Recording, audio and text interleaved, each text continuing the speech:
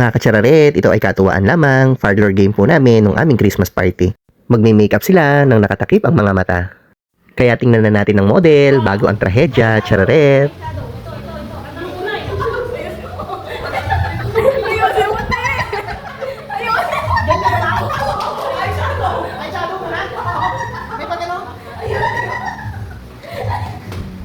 Nagko-concentrate si Sir Jomar para sa pagme-makeup kay Kimpay.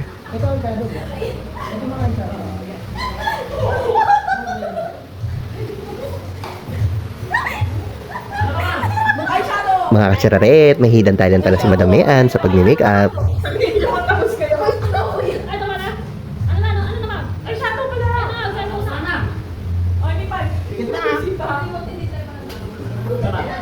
Sige, tawag ko ito mama. Oh, saan yan, saan? Turo ko rin. Kadap? Kadap?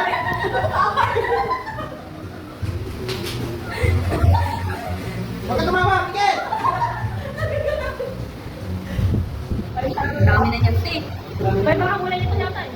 Tingnan natin ang pampakita, di ba sa dulo? Alam, sa dulo yung pampakita, baby. Ano nangyari? Hindi mo makakita. Pero si Joma.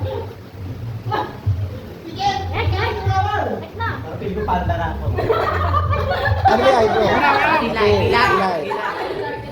Paano ilalagay? Paano ilalagay yun? Yan! Hindi, paano? Brush pa rin? Dali rin, bahala ka. Gusto mo paa. Nak, nasan yung eyebrow mo na? Ano ba? Bakit tawa? Alam mo yung ito eh.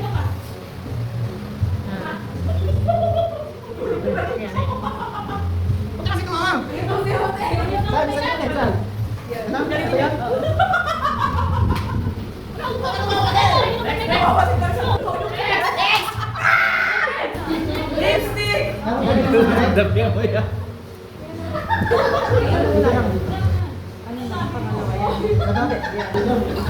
Kulay. Lipstick! Kamaya. Ano mo nga? Yung gano'n. Mga katsararet, may hidden talent si Sir John Paul. Ano? Professional! Pangkaba! Jabon! At pwede rin na i-brush off yan.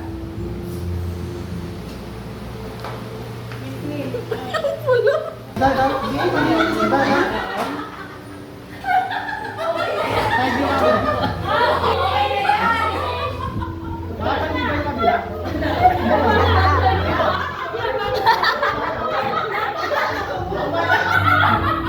Yan na!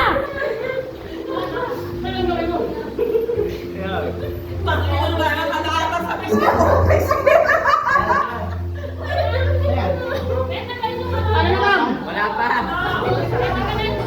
Ang magwawagi, may 1,000 pesos. Okay naman!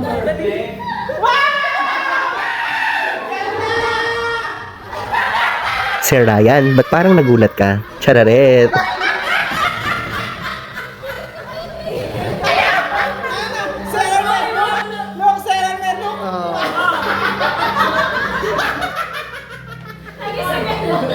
Sa akin parang Becky eh. Ano nangyari sa Becky?